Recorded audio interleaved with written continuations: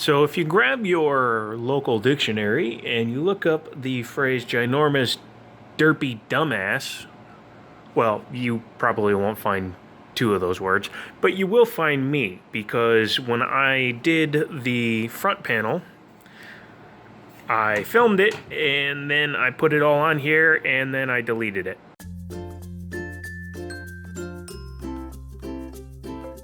Here is the front panel.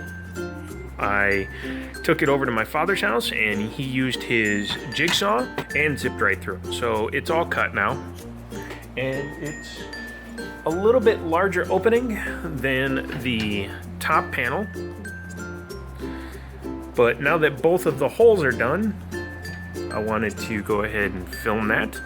I do have to do some sanding and then a little more filing, and then I will eventually paint these, I think, a blood red, possibly, unless I decide to change the color of the system, because obviously I have Red Devil, but I'm going to use the open air chassis as a test bench, and then this will become like my main system, so the water cooling's coming off of that system, so hand gestures, and I have to decide what I'm going to do. Front panel basically done. A little bit more filing to do, sanding obviously, before I finish it off and paint it, and I do have to, you know, touch up the inside, the plastic piece, with some more black paint. But yeah, even managed to save the NZXT logo, most of it. If it isn't, then I'll just fill that in with a little bit of putty, glazing putty. So the top has a slimmer, obviously, radiator setup, because that's all it is. This one, I opened it up all the way pretty much over to this side, so it's a little bit off center, but I don't mind. Also down here at the bottom, I wound up having to make a couple of beauty notches, because when I originally drilled it out, I drilled too far over. Oops. Yeah, that's going to allow for all kinds of airflow and throwing badgers through holes. So that's good.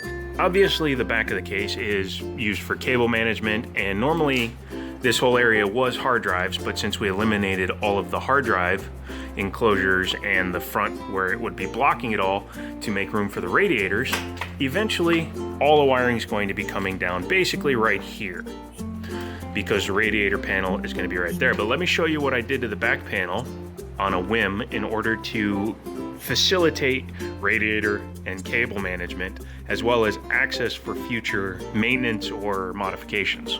This is what the side panel normally looks like, and abracadabra, there's still a little bit of massaging to do, but as you can see, that's pretty much the idea I have. The radiators are going to be its own separate panel, which the radiators are actually going to mount to, so that I can remove the radiators as one unit rather than having to unbolt there, unbolt here, blah, blah, blah. The power supply started making a weird noise. Sorry about that. Back to it, I moved the monitor off the desk, which gives me more room.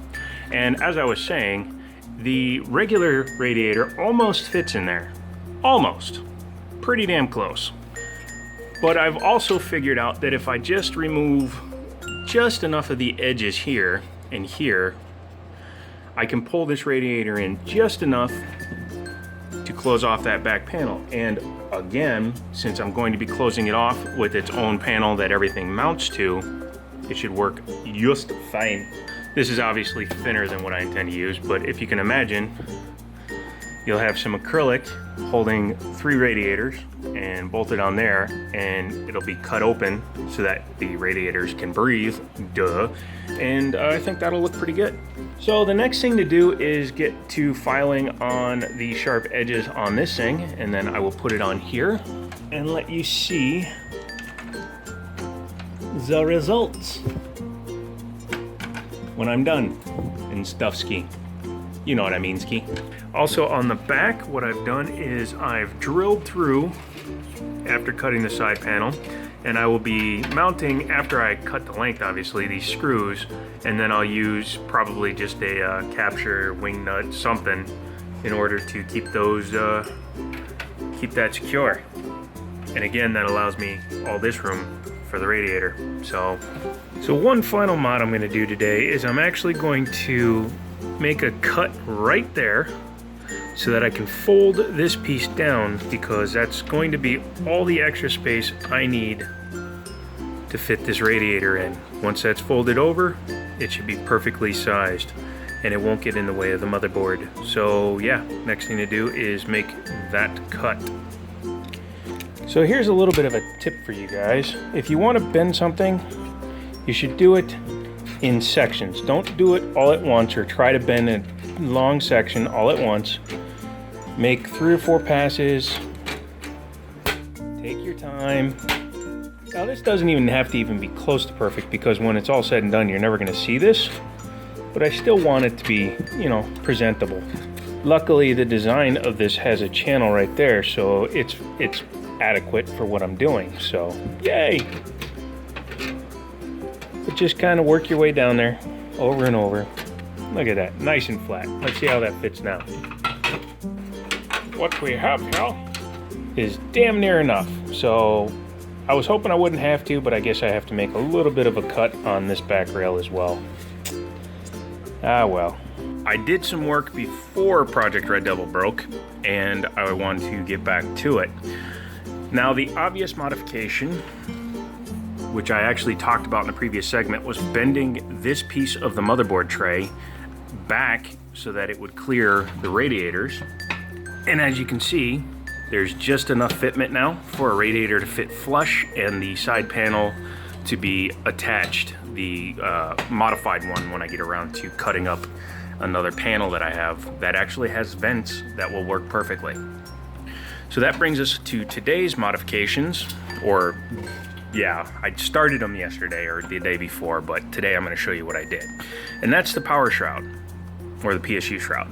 I like having a basement in my cases. I like hiding the power supply because power supply cabling is never that good looking, even when it's all black, like the EVGA BQ power supply with its modular design and everything else. I still don't like seeing a damn power supply. So I cut out the basement. And this is a CX500, obviously, just for mocking purposes.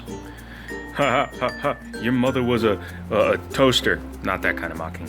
But my other intention, since I removed all the hard drive enclosures, is to mount the spinning hard drives like this. And it will work. I've already checked it and tested. So I'm gonna mount the second one right here. And I think what I'm going to wind up doing, in order to guarantee they don't get hot, which they won't because of the amount of airflow that's coming through the case anyway, is I'm probably going to cut out this center section and put a grate or a filter there to allow it to get fresh air from there as well. But we'll see what happens there eventually. But the other reason why I'm doing it this way is because the design of the NZXT case is such that the power supply actually slides in from the back, which will aid in cable management. So I'll be able to run all my wiring, hook up my cabling, then slide the power supply in. And I know the 850 is a little bit longer, it comes out to about here, but that will still leave me plenty of room. And of course I have not custom, but I have cable extensions that will go to the 24 pin, the 8 pin, and the graphics cards. So that will work pretty well. And I'll tuck all the cabling in underneath here. It'll be hidden by a different shroud, a new shroud. Haven't decided exactly what I'm going to do yet. I'm thinking it's going to be a bent piece of plexi, but I have to make a tool in order to accurately bend said plexi. And also I think I'm going to repurpose the LED that's under here for another project that I'm working on. But we'll see what happens there. Update number 2 is complete, and that's what I'm working on. Next time you see it, I'll be mocking up the new PSU shroud as well as the rear panel for the rear, or side panel for the side mounted 360. If you like where I'm going with the series, go ahead and give me a thumbs up. Don't forget to subscribe. You can click over here. There's a video. And as always, I'll talk to you later.